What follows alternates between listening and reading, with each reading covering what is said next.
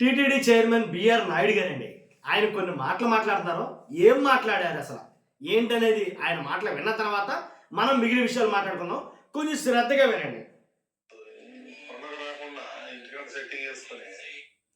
కొండకి రాకుండా ఇంటికాడే సెట్టింగ్ చేసుకుని జగన్మోహన్ రెడ్డి గారి గురించి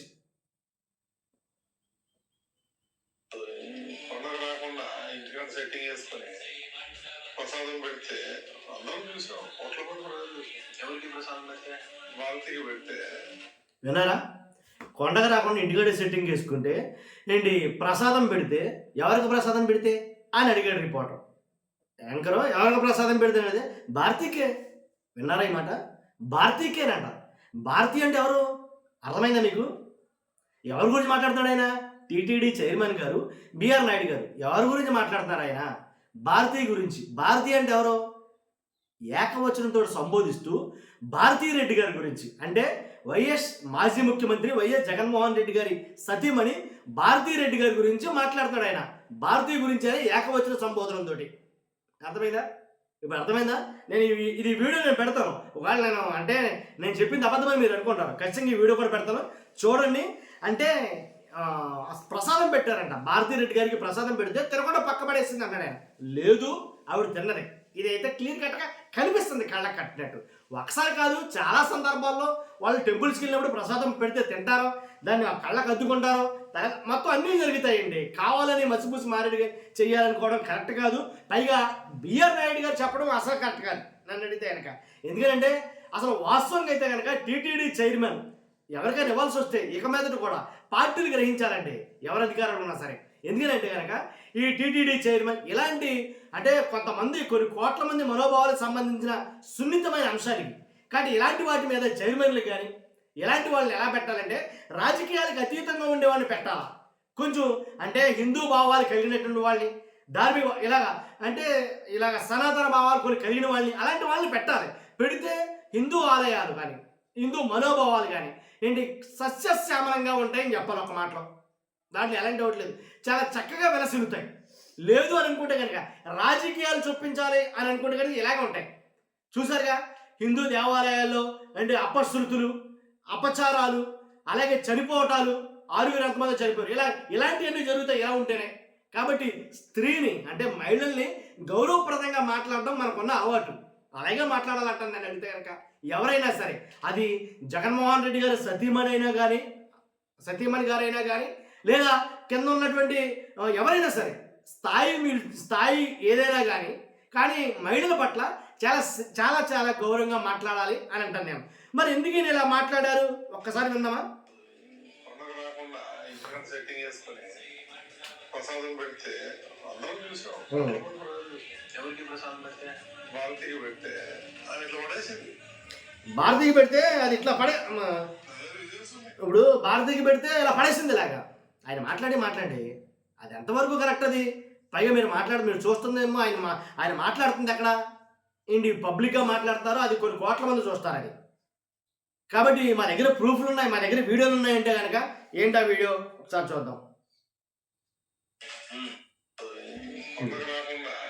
సెట్టింగ్ చేసుకుని ప్రసాదం పెడితే అందరం చూసాం. కోట్ల మంది ప్రజలు ఎవరికి ప్రసాదం పెడితే భారతీకి పెడితే అది ఇట్లా పడేసింది. పబ్లిక్ గా ప్రజలు రిజల్ట్స్ ఉన్నాయి. అటువంటి అంత పెద్ద కోట్లు పెట్టి ఖర్చు పెట్టి సెట్టింగ్ చేయడం ఎందుకు?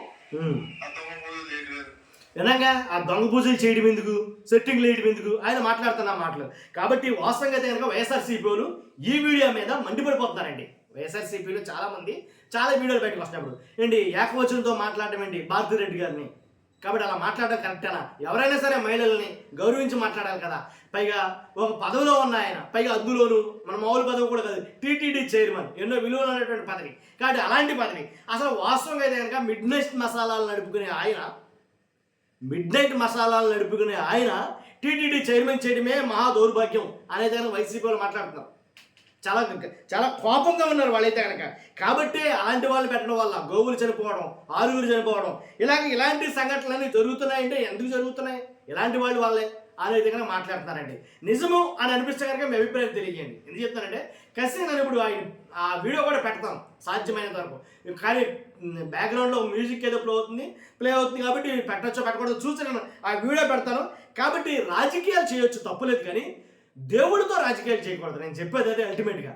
ఇప్పుడు భారతిరెడ్డి గారికి రాజకీయాలకి సంబంధం లేదు, ఒప్పుకుంటారా? భారతిరెడ్డి గారికి రాజకీయాలకి సంబంధం లేదు. ఎందుకని అంటారేమో, ఆవిడ ఎప్పుడు రాజకీయాల గురించి మాట్లాడాలా, ఆవిడ ఎక్కడ కూడా బయటకు వచ్చి రాజకీయాల గురించి మాట్లాడాలా. నాకు తెలుసున్నంత వరకు చాలా తక్కువగా బయట రాజకీయాలు అనేవి అసలు ఎప్పుడు జరగలేదు అనేది కనుక. కాబట్టి పైగా ఇంట్లో ఉండే వాళ్ళు ఇప్పుడు దొంగ పూజలని ఎందుకు అనుకోవాలి? కళ్ళకద్దుకుని తిన్న సందర్భాలు ఇన్ని చూసాం మనం. ఇప్పుడు ఎలా చెప్తారండి అలాగా? అంటే బట్టేసాం కదా, ఏదో రకంగా కాల్ చేశాను అన్నట్టుగానే ఉద్దేశంతో చేస్తుంది ఎంతవరకు కరెక్టు? కాబట్టి ఆయన మాట్లాడిన తీరు పైన చాలామంది అయితే కనుక మండిపడుతున్నారు. కాబట్టి అంటే అంత వయసున్న ఆయన అలా మాట్లాడటం ఏంటి? మహిళ పట్ల మహిళను ఉద్దేశించి అలా మాట్లాడటం ఏంటి? మరియు బాధ్యతాయుతమైన పదవిలో ఉండి అలా మాట్లాడటం ఏంటి?